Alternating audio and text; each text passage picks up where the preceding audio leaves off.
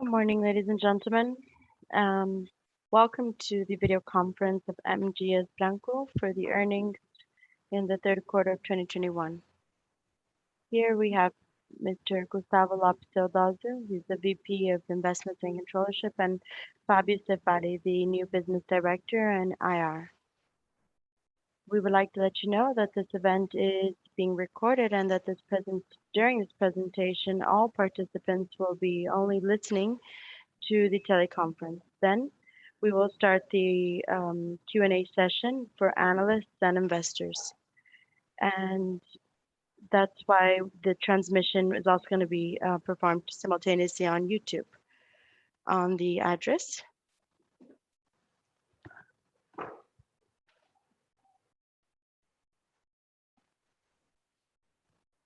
this earnings call related to the prospects of the MGS Blanco forecasts and targets operationally that are beliefs and assumptions of the board of directors in the company, as well as information that are currently available. They involve risks, uncertainties, and assumptions. They're related to future events and they rely on circumstances that may or not occur. Investors may understand that overall economic conditions in industry and other factors operationally may affect the future performance at MGS Blanco and lead to results that differ materially from those represented in those future considerations. Now, I would like to pass on the word to Mr. Gustavo, who will begin the presentation.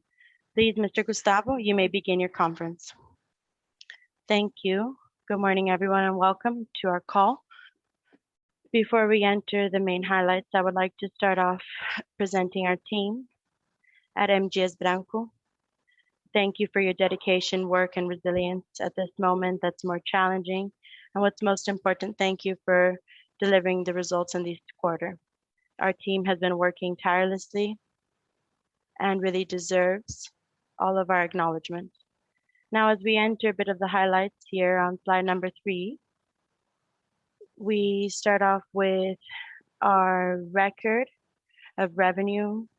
We've delivered a net revenue of 2.2 billion, and we continue to be firm in our delivery of the pipeline for innovations with a record in the quarter, with a contribution of the cookies launch, which has more added value, and this was an important guidance strategically. We also continue to prospect new partnerships and increase our participation in e-commerce.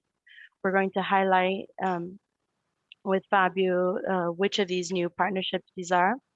We continue with our discipline when it comes to productivity and efficiency programs.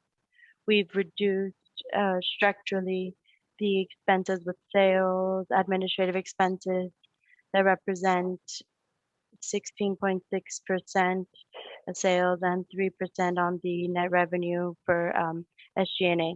Our Ebitda margin went back to double digits, as we had mentioned, with many leverages that the company has been strongly focusing on to deliver. We've delivered in this quarter 13.1% Ebitda margin, which is very relevant.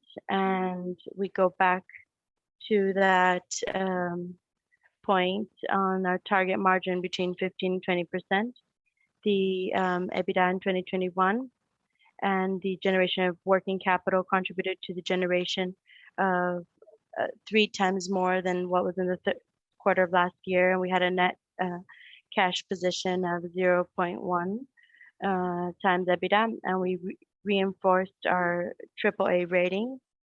And when it comes to sustainability, we have also reaffirmed our A rating from MSA, which is one of the most recognized in the assessment of the ESG indicators. The company continues to be recognized regionally and nationally for its performance and the strength of its brand. We were selected the biggest and best company in the category. We are also top of mind in the Vitarella cream cracker category, and also with the macaroni and pasta brand with Adria. And for the fifth consecutive year, we were also a highlight among the most transparent companies in the Brazilian market, which is something that makes us very proud. And to complete this part here with the main highlights and pass it on to Fabio to provide some more details on the results, I think we just launched a recent relevant event. We closed the deal for the Latinx, and this company has the Fit Food Frontera Smart, TNC, and Tyrrell's brands. This represents that we are really moving ahead in our strategic plan as we have been communicating to all of you in the sense of bringing in companies that add more value, bring in more margins, more profitability, which is the case of Latinx, and that are also in line with this future healthy food segment and the health food segment as well. So we'll give you some more details now with Fabio as we enter a bit more of each of these lines, and then I'll come back with Fabio for the Q&A session. Thank you very much.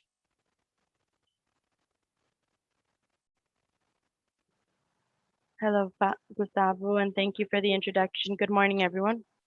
I hope you are all doing well. I'm going to use these minutes in this presentation to provide some details on the results.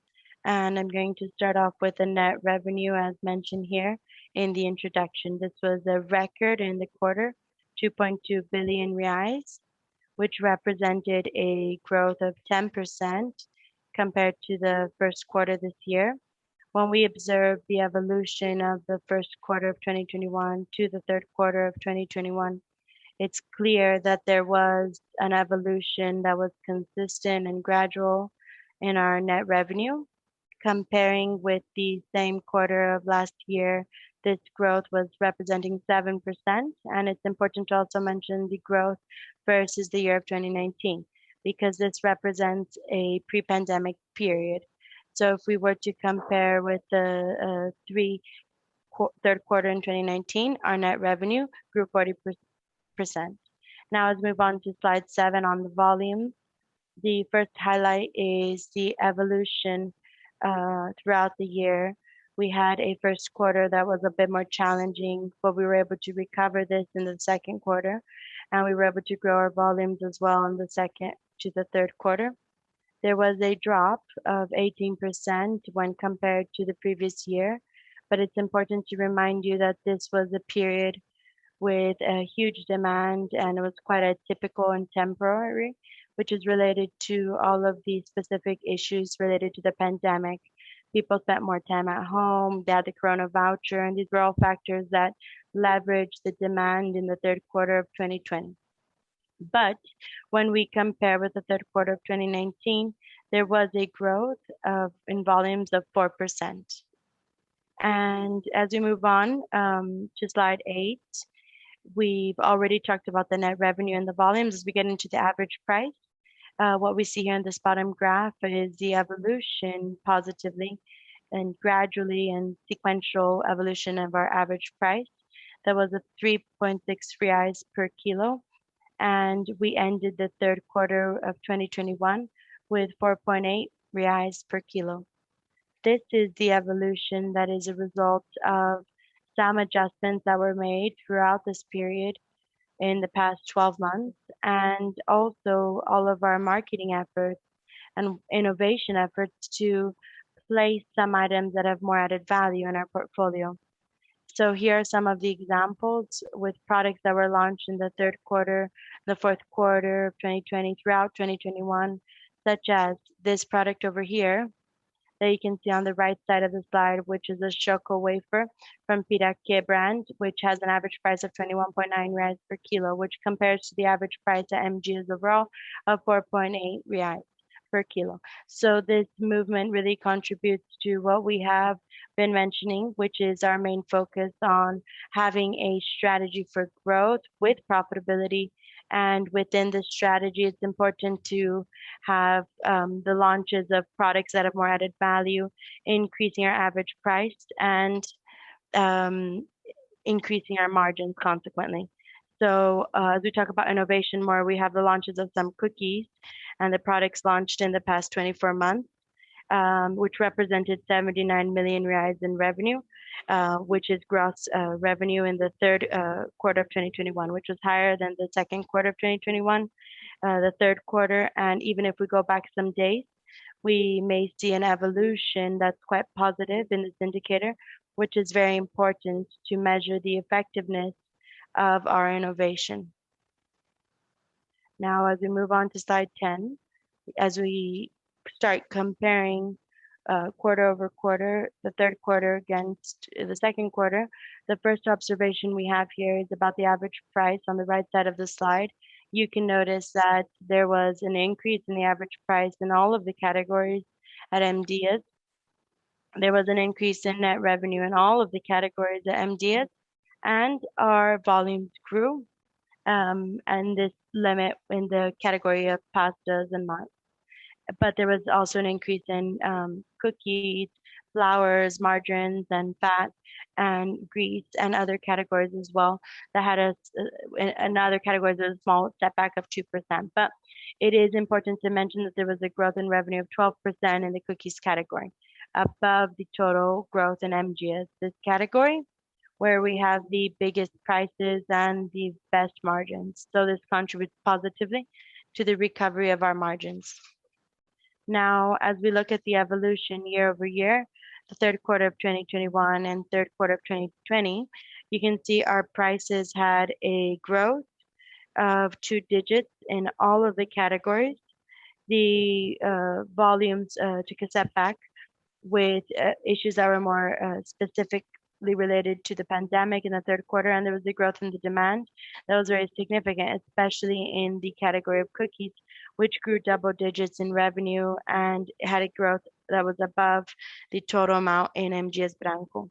As we move on to slide 12, on the export, we had a slight setback in our revenue of the third quarter in 2020 to the third quarter of 2021. But when we look at the overall period in the long midterm, third quarter of 2019 and third quarter of 2021, we had a growth of 3 digits, 216%. So this slight drop in the annual comparison is mainly due to factors related to international freight, such as the scarcity of containers and greater costs than just commercial factors.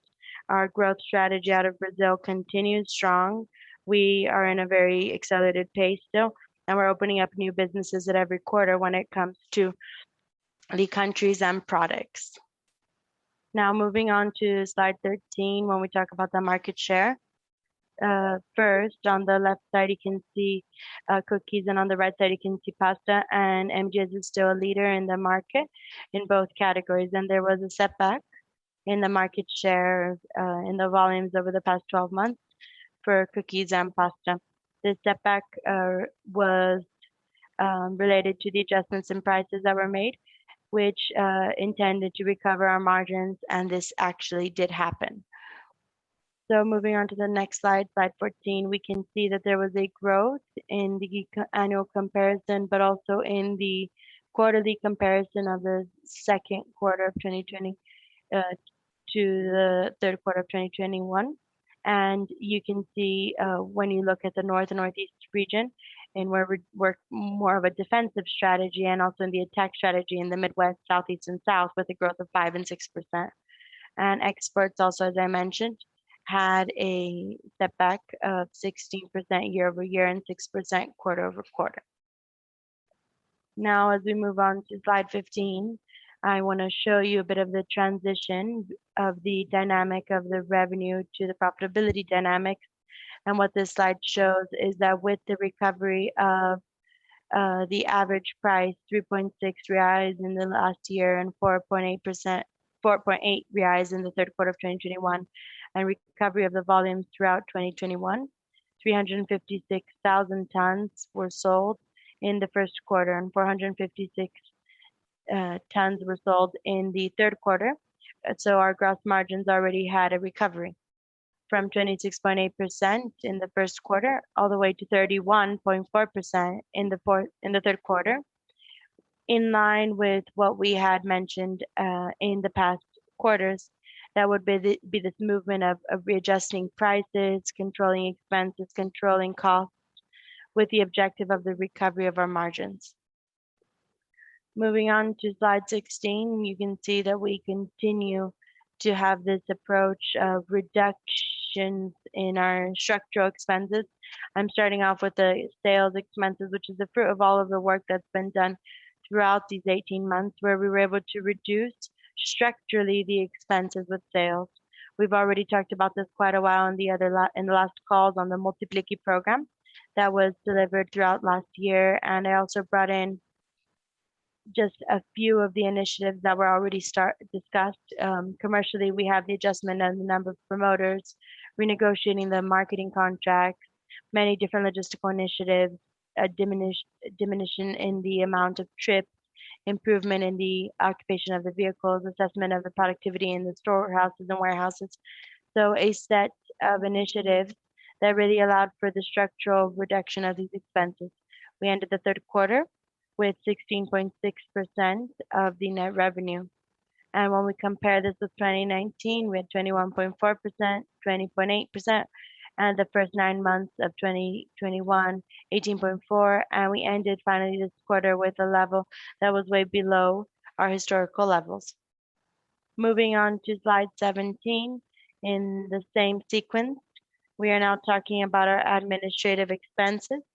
And this reduction is a result of the same program, especially the Programa Multiplique that was performed last year with many different initiatives for administrative expenses, the organizational structure, outsourcing of the payroll, optimization as we hire general services, and we were able to take the administrative expenses to 3% of the net revenue, a level that is way lower than what was noticed in 2019 and also lower than what we noticed in the year of 2020.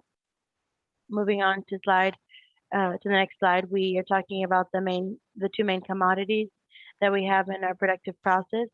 So here, wheat on the top part and in the bottom part, palm oil. And the green line shows you the prices in the market, and the blue line shows you the prices at MGS Branco. So we can notice the pathway of the increase in these commodity prices, but MGS Branco, through its inventory policy and hedge policy and supply chain management, was able to operate with prices that were below the prices practiced in the overall market. And this is for wheat, but also for palm oil. Moving on to slide 19, as we talk about the EBITDA, the nominal EBITDA, first on the left side of the slide, you can see the comparison of the third quarter of 2021 and the third quarter of 2021. A significant growth from 167 million to 286 million reais, which is resulting from an increase in volumes, a bigger amount of volumes produced, which helped us dilute the fixed costs more, which was enough to offset the increase in wheat prices and palm oil prices. On the right side of the slide, you can see the comparison of the third quarter in 2020 and the third quarter in 2021. And you can see a drop in the nominal EBITDA, but there is an important impact here also in smaller volumes, as I mentioned, in the revenue chapter, and the increase of double digits in wheat and palm oil. But what's important to highlight here is that in the EBITDA for the third quarter of 2020, there's a comparison basis that's a little more difficult because at that moment we had the recognition of some tax credits that were above 100 million, right? So the normalized EBITDA without the non-recurring events would be a year-over-year growth. Now moving on to slide 20, we are showing you in a more consolidated way and a sequence of the nominal EBITDA and the EBITDA margin. The first observation I want to make is related to an improvement over 2021. And we started the year with a margin of 3.2% and an EBITDA of 47 million reais. We improved this in the second quarter, and we covered a double-digit margin in the third quarter with a nominal EBITDA of 286 million. The comparison basis that's a little more difficult in the third quarter was already mentioned, but it's important to highlight also that the results of the third quarter in 2021 already overcame the results pre-pandemic of the third quarter of 2019, which was a margin of 12% and a nominal EBITDA of 188 million reais. Moving on, slide 21, slide 21 about the net income. Basically the same conclusions here with the positive evolution throughout 2021, below the third quarter of 2020 and better than the third quarter of 2019.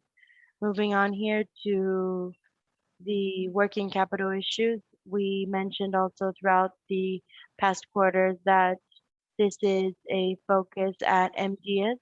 All of the teams in the company, commercial teams, looking at the deadlines for receipt, the supply teams also in the issues related to suppliers, industry, logistics, and other inventory issues as well, where we were able to have significant gains in working capital.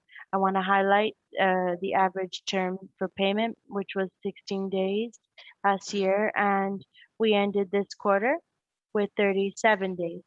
So there was a positive evolution here, quarter over quarter in the average term, and year over year in the average term of the inventories. So moving on to slide 23, the combination of the positive evolution of the EBITDA with the improvements in the working capital led to cash generation of 426 million reais in the third quarter of 2021, which was 3 times higher than the last year and a lot higher also than in the comparison with the third quarter in 2019. Moving on to slide 24, in the first 9 months of the year, we invested 135 million reais with a special highlight for manufacturing, logistics, and technology. And it was a bit lower than the same period last year, 13% lower actually. Moving on to slide 25, Gustavo highlighted a bit of this in the introduction, but traditionally we operate with a leverage rate that's pretty low, but due to the strong cash generation, we've inverted this from a net debt position to a net cash position in the third quarter of 2021, ending this period with a cash above debt level and 103 million reais. And for the fourth year consecutively, our rating was restated as by Fitch as AAA, AAA with stable perspective.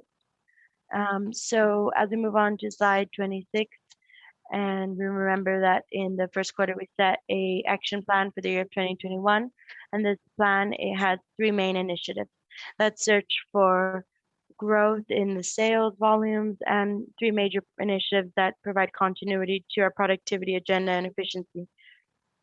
So the objective in the next minutes is to provide some information on the progress of these 6 initiatives. First is the Own the Verde, the green wave to encourage the growth of the Piraquê brand that we consider to have the greatest added value in the cookies brand. And we continue to launch products that have major added value. This product here that I mentioned in the evolution of the average price with a price of 21.9 reais. We continue to invest in marketing and other campaigns. We also highlight special like bar food, and we started selling piraquê in Chile and Paraguay, strengthening even more of our business out of Brazil with our exports. In slide 28, we continued with the strategy of some partnership. In the beginning of this year, we started some partnerships with Bees, which is a channel that's B2B, and we are preparing now also to have the rollout and expansion nationally of some of our brands in this channel. And in September 2021, we started off sales at that delivery, a B2C platform that works with end customers directly. And we are also starting off the sales through Amazon at this moment. So this is a path to diversify our distribution even more and work in channels that have been demonstrating some accelerated growth. In the foreign market, we continue to launch products. And here you can see some examples on the right side of the slide with some exclusive products for exports. And our innovation team works with our business in Brazil, but also with our business out of Brazil. And in this quarter, we launched 13 products that are dedicated exclusively to the external market. And now as we move on to slide 30, We started off with the 3 initiatives of productivity. We discontinued but till September 2021, 122 SKUs, which had a low potential for growth and margins that were below our expectations. And this contributes to us having more production that's lighter, more focused, with less interruptions in our factories. Moving on to the here we see the main status of this program. We closed 2 of our 32 DCs. We renegotiated some commercial conditions with logistical operators, and we also had a plan to reduce the number of lines available for pasta and cookies, but this plan was suspended in regards to the recovery of the volume. So finally, the last of the 6 initiatives is related to the organizational redesigning process. And it's always important to review our structure considering the market conditions and our strategy as a whole. We hired in the beginning of this year a specialized consultancy for this kind of work. And this work happened throughout the last month. We performed some important adjustments in our structure, and now we've already mapped out 50 million reais in structural savings that were going to be captured. This year, we have some costs related to this initiative, especially those related to changes that were made in our employee group.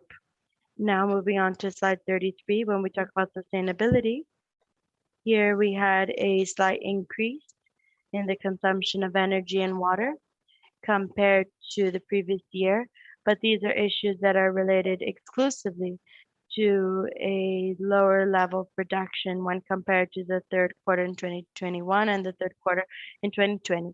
So when we continue in sustainability in slide 34, we restate the A classification in the ESG rating at MSI, and we continued with our inventory for greenhouse gas emissions. This time we included in our inventory scope 3. So MG has already was able to map out emissions in scope 1, 2, and 3. And now we are discussing this internally together with the board and which are going to be the targets for the mid and long term in the company for this indicator and some others as well. And here we'll provide some of the projects that are under progress, such as the Zero Landfill program that we already consider with all of our industrial units. So we would like to thank you all for your time and attention. These were the main highlights in this quarter. And now we can go into the Q&A session. Thank you very much, Fabio. We're going to begin our session with Q&A for investors and analysts. If you would like to perform any question, please select the raise hand button. If your question was answered, you can leave the queue by selecting the same button once again. Just wait 1 minute while we collect all of the questions.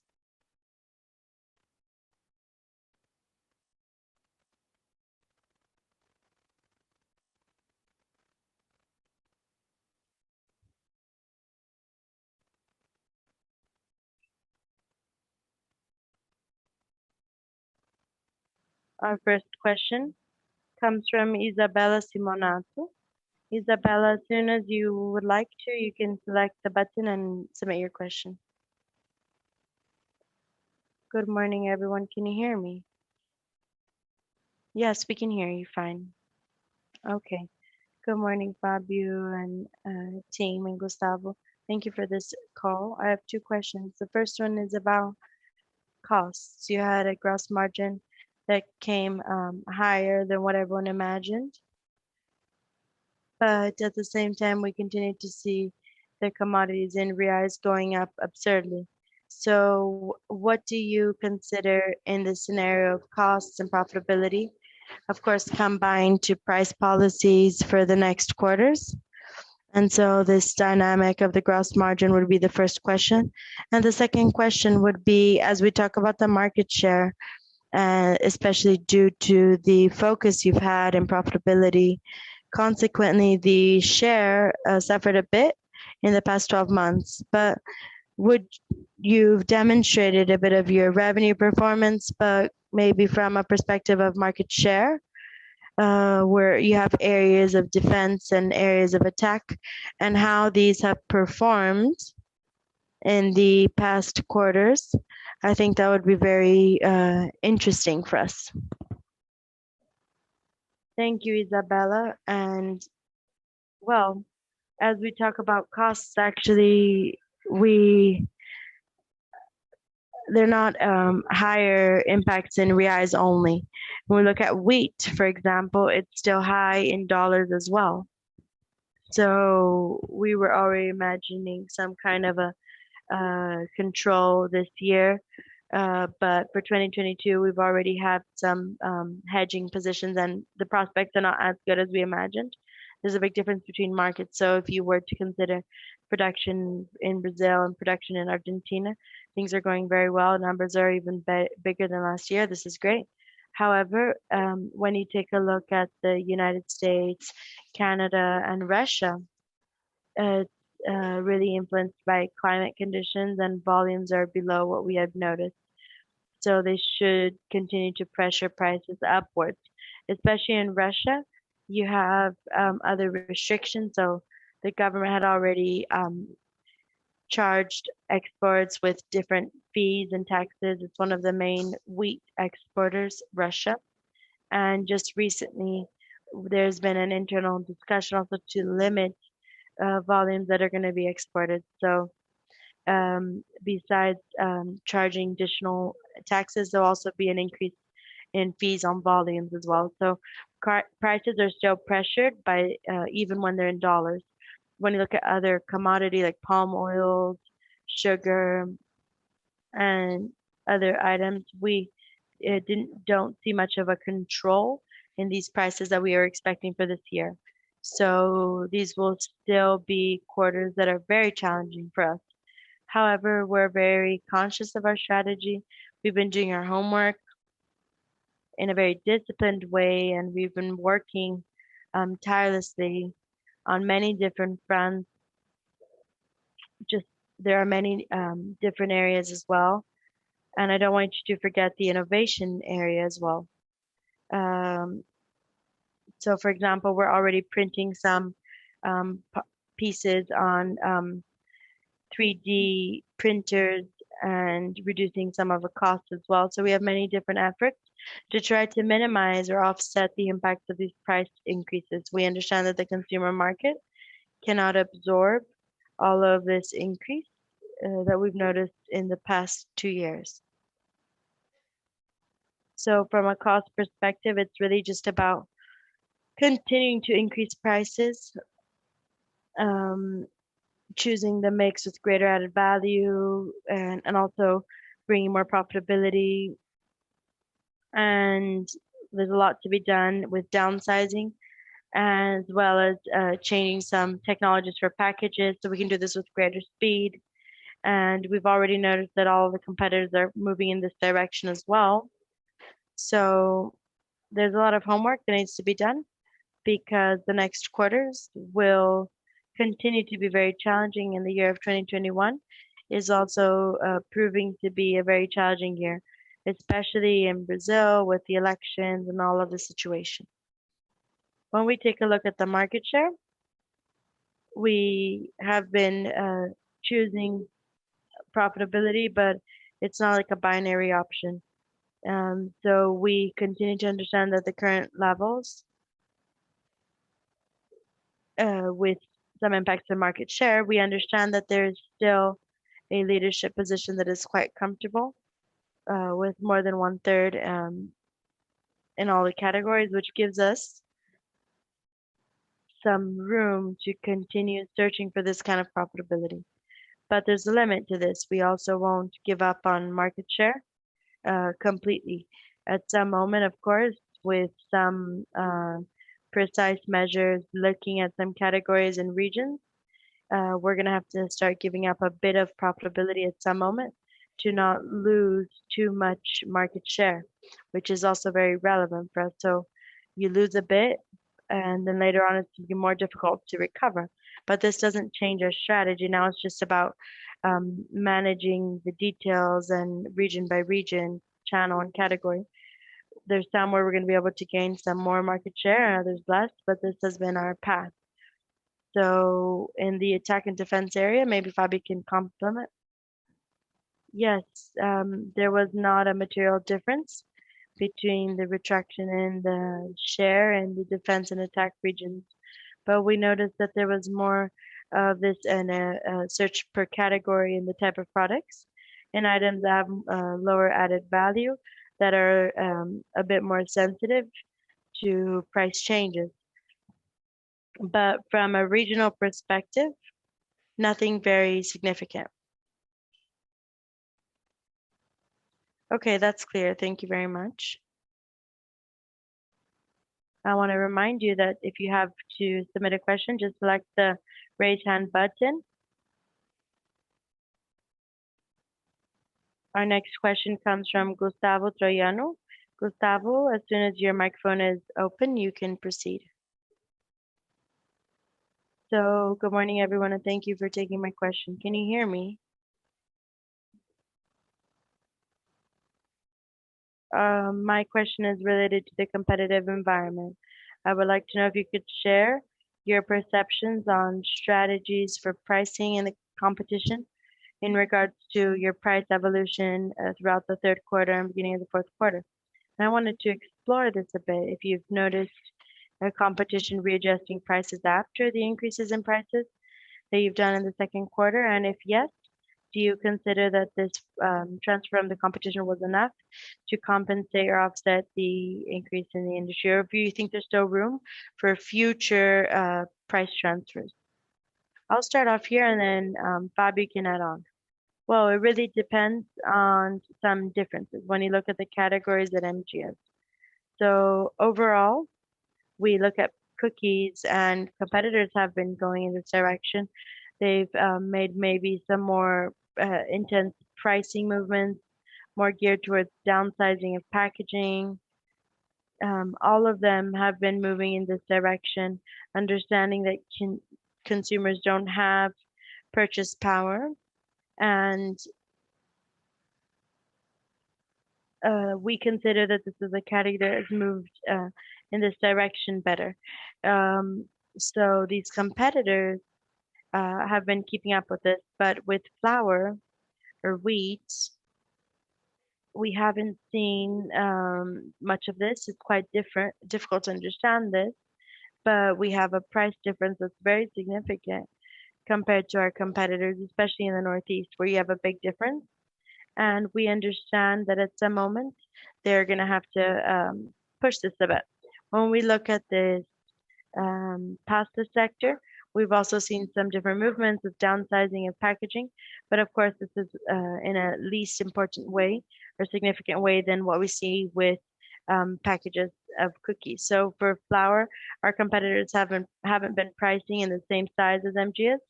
For pasta, maybe a little more, but cookies, everyone's kind of moving together in the same direction. Thank you, Gustavo. All right. If you would like to submit a question, just select the raise hand button. Our next question is from Mr. Thiago Duarte. Thiago, whenever your mic is open, you may proceed. Hi there. Good morning. Good morning, Gustavo and Fabio. Thank you for this opportunity. I would like to gear the discussion back to market share in light of the increases in prices and the drops of corresponding volumes from two sides or two perspectives. First, from the perspective of the SKUs, you've mentioned that up until then they've already reduced the amount of SKUs in the portfolio by 122 units. And I wanted you to tell us how these SKUs could maybe explain a bit of the drop in the market share.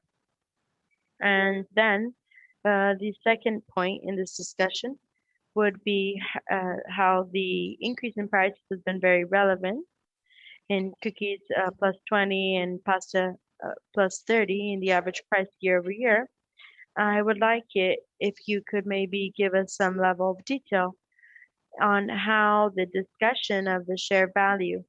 So we look at share volume, but since we're having this important change in the level of prices, maybe the share value will eventually get back to a market share dynamic that's a little different than what we're seeing in share volume. So these would be the two questions in regards to market share. Now, I wanted to also ask you something else. Is this improvement in the working capital that you've highlighted so well in the suppliers line? You've also mentioned, for example, that there has been an evolution in the risk, which would maybe help explain a bit of this increase in the risk of the balance sheet of the suppliers. And what's the exchange for all of this? When you increase this kind of risk, maybe you generate more interest expenses. Is this a correct interpretation? Or in which other line in your P&L would we imagine some kind of exchange in this sense? And then finally, on this reduction structurally of the SG&A, especially with the sales expenses, once again, since the average prices um, haven't changed that much, I think that an important part of this dilution in the expenses has come with an average price and impact in the revenue. When we look at the unit aspects, then we see your SG&A per ton sold or something similar to this. We can see that it still goes up about 10 to 11% year over year. And I wanted to ask you if we should imagine an increase in the SG&A along with the volumes when these begin to recover ever since they have been ever since the beginning of the year in a more consistent way, just so we can understand how we should interpret this SG&A over the revenue when you consider the volumes. Well, thank you, Thiago. Let me just talk to you about this a bit, and then Fabio can help. The SKUs that were discontinued, I'd say that they are almost relevant for this drop in market share. The drop didn't come from here. So we have discontinued SKUs and low pricing brands where we concentrate our sales and the energy of the commercial team in products that have more added value and brands that are more profitable. However, the numbers are still very small to interfere in the overall market share. The main drop came from the more aggressive pricing than our competitors. I think that is what most impacts us, and we have this role, and we understand that as leaders of the main categories in Brazil, we must push this group ahead. So it is the role of the leadership to really leverage this issue with the pricing. So that's it. With competitors not keeping up completely, and some can't keep up in any way with the price switch. And we've been monitoring this so that at some moment this loss is not that relevant. So this is what we have been doing. But as we talk about share volume a bit,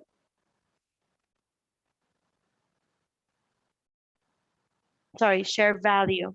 The drop in volumes was not, or the increase in price was not still enough to offset the drop in volume. So when you look at the share value, we also lose market share and with less in the volume, but we still lose because this drop in volumes was very significant. The issue with the additional risk is that you actually increase the term of the suppliers, but you give them the option to discount the value they had to receive from MGS through a bank on the same day when they were discussing this, where they've been discounting this. So there are interests, but who pays this directly to the bank is the actual supplier. So we negotiate this new term, but we give them the option to continue to receive in that same period they had before as a transitional or temporary process for that they can use whenever necessary, with, of course, a cost paid by them. So this would be the model, and we've placed this at the availability with some banks. So the fourth point was about SG&A, right? Yeah, so about the SG&A, Thiago,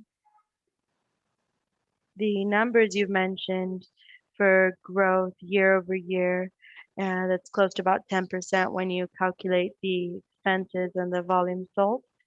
The numbers we have here, our expectation for the next quarter is to maintain the SG&A levels that were observed in the past 2 quarters. And this is because we still have some other initiatives that are going to be captured. We actually highlighted this, the 50 million reais that are going to be captured throughout next year. And they are related to the process to redesign the structural process. Why not this year?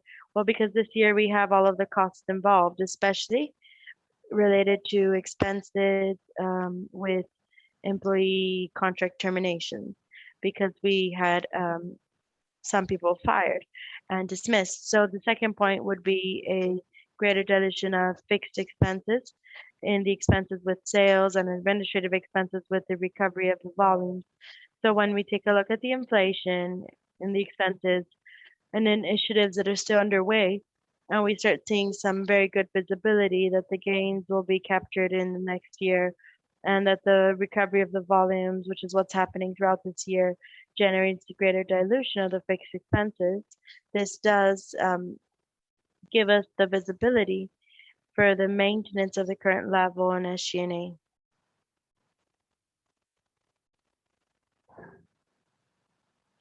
So Gustavo's also mentioning that volume is what's going to help to dilute the fixed costs more. But when you talk about maintenance, you're referring to the maintenance as a percentage of the net revenue. Is that it? Yes, exactly. Okay, thank you so much for the answers. Thank you, Thiago. Once again, I would like to remind you that if you have any questions, just submit the raise hand button, or our next question comes from Mr. Victor Romano. Victor, whenever your microphone is open, you can submit your question. Good morning, Gustavo and Fabio. Congratulations on the results. I have two questions. The first one is about the net cash position you're in. I wanted to understand how we should consider the allocation capital when we think about 2022 and 2023 with some possible acquisitions. And the second question would be about the ramp up. If you could give us an update on Piraquê and what the expansion is in the new regions. If you could maybe mention a bit of this and how the brand's share is doing, that would be great. Thank you.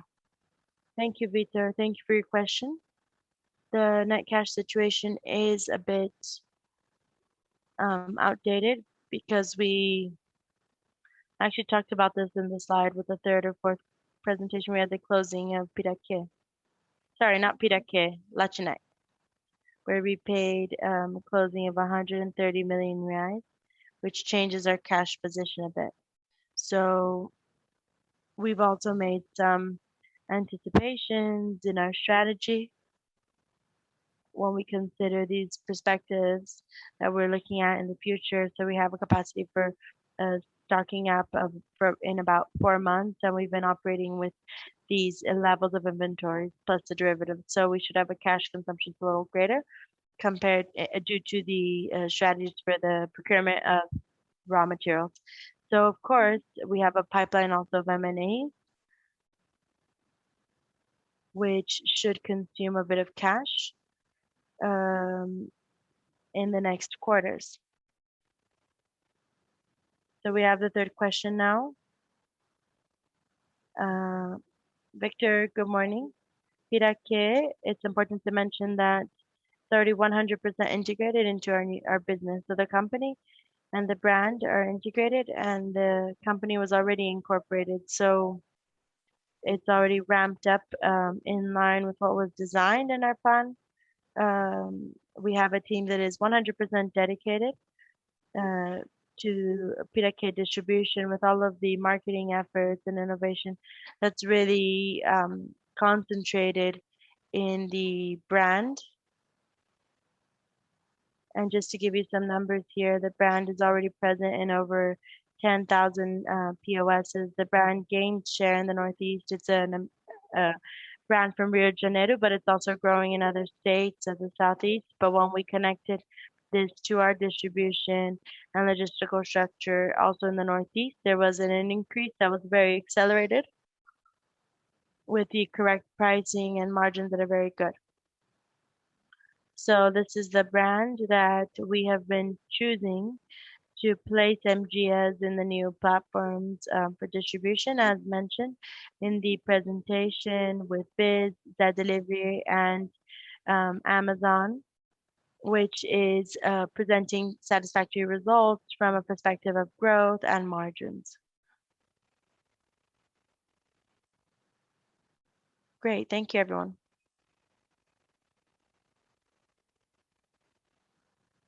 Since we do not have any other questions, the Q&A session is officially ended. We would like to now pass on the word once again to Mr. Gustavo so he can make his final remarks. Well, I just want to thank you all for participating in our call. It's a pleasure to be with you at every quarter. And our IR team, myself, Fabio, and everyone else in our team is available as always. Thank you very much and see you next time.